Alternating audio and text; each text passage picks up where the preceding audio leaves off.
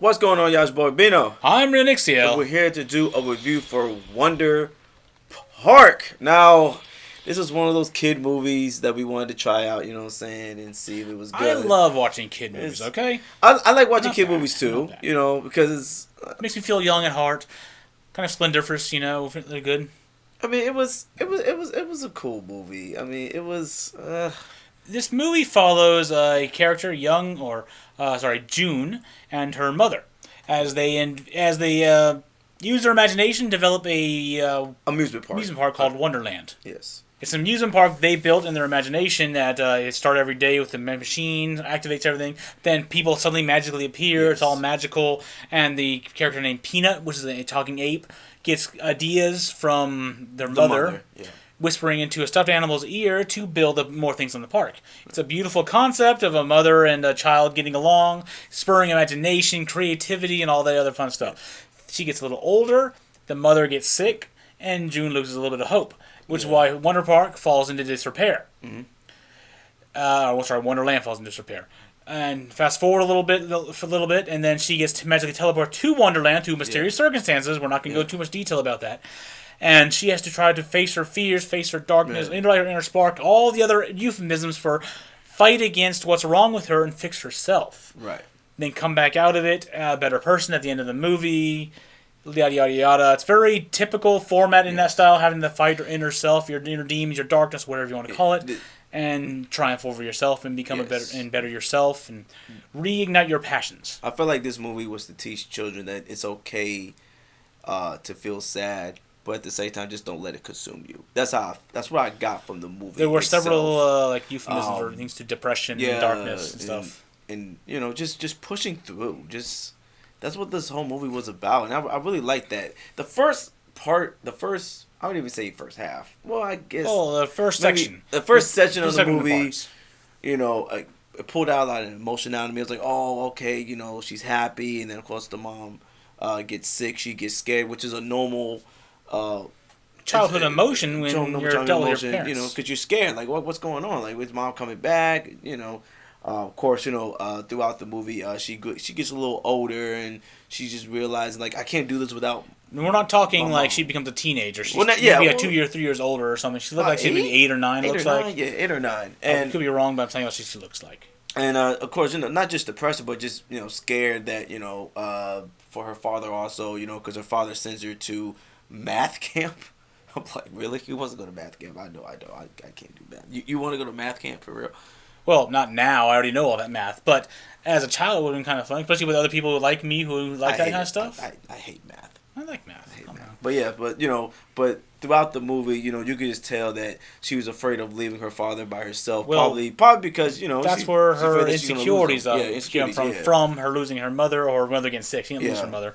Her mother getting sick and the insecurity about her future and all that stuff, and then it starts manifesting as her father needs her to be around all the time. So even though she's a child and he's a parent, if she's not around to take care of the father for some reason, even though he's a fully functioning adult, he's not sick or anything, he goes to work, he comes back, and he lives his life. He's emotionally and supportive to her and all that stuff, and not like he's a deadbeat dad or something. Yeah. But she's under the impression that he cannot live without her. Right. So she's trying to fulfill the role of the woman of the house, mother at the same time. Like Dad's like, just go have fun, be a kid. I can take care of myself. I'm an adult. Yeah. I think he said he's 41 years old and he's good. Yeah. he has a suit most of the time or a casual suit. Yeah. He's good. But she's like, you need me. She even has an imagination, a nightmare, like daydream type thing for a second of of her father like being like burning down the house, father not eating the right pizza, wrong and all that. Just burning toast. It was just funny because she read her note. Because she reads a note. She said, "I miss you, love, Dad." And the first thing when you're going to camp or whatever, like, "Oh my God, he misses me. I gotta go back." And then, of course, in the middle of the movie, how do you feel about the middle part of the movie? I personally. I understand there was a lot of action in it, but it just bored me a little bit. I got disinterested. The action felt very rushed throughout the movie, throughout the middle portion of the movie. The first part as well, but it's more about building the family bond, love, experiencing the sadness. Very, very familiar to Up. Up had a montage of them living a life until it got to the actual movie. This is them building Wonder Park together. Yeah. Emotional parts happen, and then it starts the movie right at this part, and then it starts going slower there. I don't feel like it was rushed for me. I'm talking the middle part felt rushed to me. Really? Yes. I didn't feel like it was rushed. I just got the second she got there, they're constantly under attack, constantly under threat. They have to do this, go there, finish this, do that, and they teleport to each portion. Okay, I need to go over there and get this. Boom, she has it now. She's done. All right, now she can start doing this. I was just disinterested. But while I was doing that, she felt like she was never in any real danger. Yeah. She was doing things, and yes, it's supposed to be a make-believe imaginary park, but the way things are built and done, it felt like she's never in any danger. She's being tossed around in balls with giant machines. She's going on roller coasters that don't have any supports anymore. Yeah. And yet she's perfectly fine. Not a single injury on her. I think she once scratched her elbow lightly. Well, it was her imagination, though. I understand that. It was also why she felt like she was never in actual danger. Like, it was just like...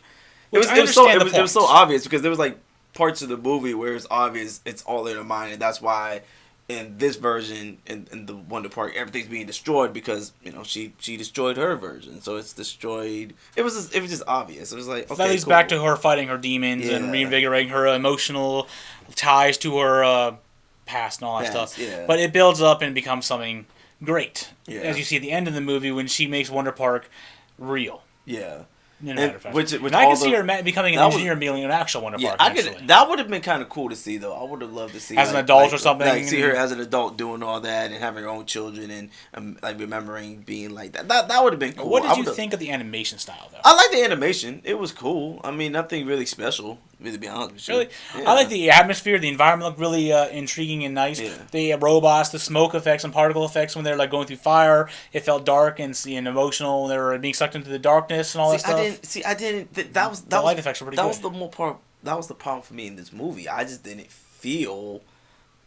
I just didn't care. I just didn't care throughout the whole through that middle part of the movie. I was just like this.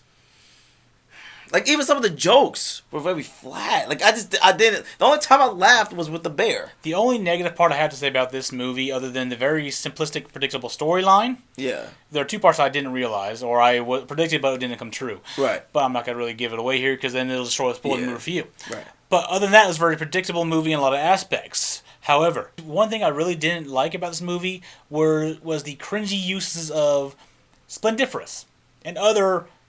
feel-good elements.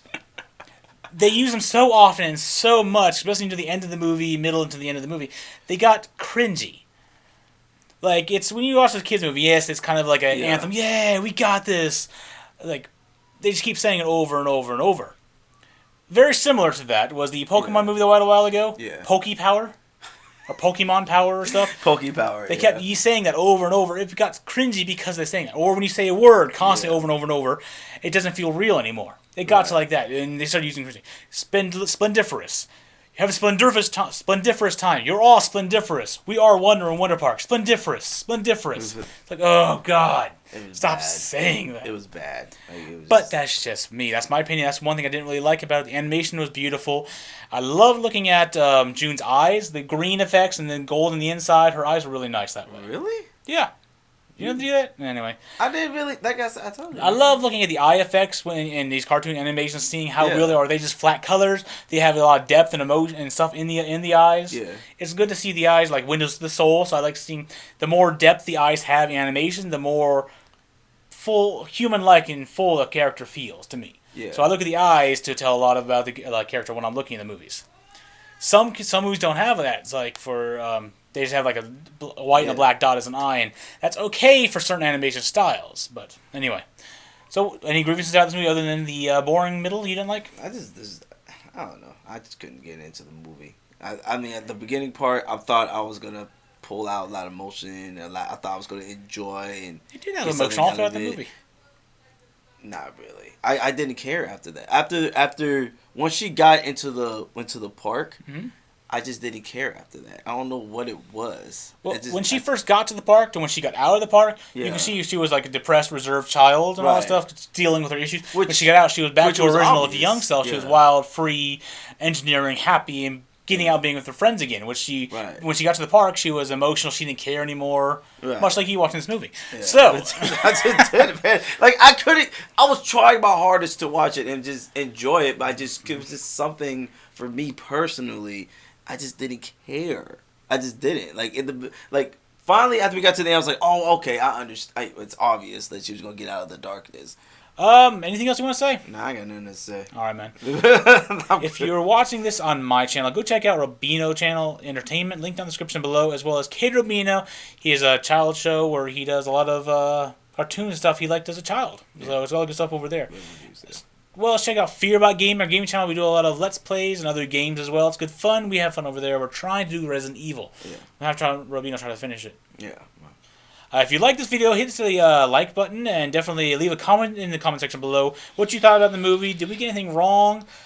Or how did you feel about the animation or the story or any other elements that are portrayed in this movie? It's good stuff. And finally, hit that subscribe button and ring that bell so you get notifications about the next other videos we produce, trailer reactions, movie reviews, or any other things that Robino does on his other channels.